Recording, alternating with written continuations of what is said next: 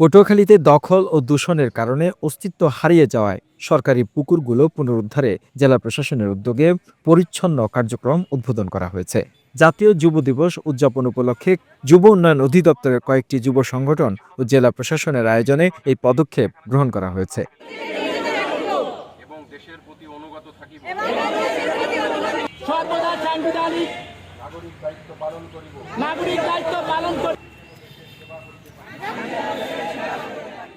শহরের TB clinic সংলগ্ন একটি সরকারি পুকুরে পরিচ্ছন্নতা অভিযান শুভ উদ্বোধন করেন জেলা প্রশাসক।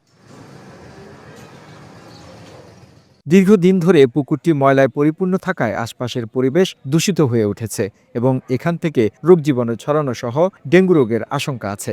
তাই পটুয়াখালী ইউথ পাওয়ার, বিডি ক্লিন পটুয়াখালী, স্থানীয় যুব সমাজ, জেলা প্রশাসন এবং যুব উন্নয়ন অধিদপ্তরের সমন্বয়ে এই কার্যক্রম পরিচালিত হচ্ছে।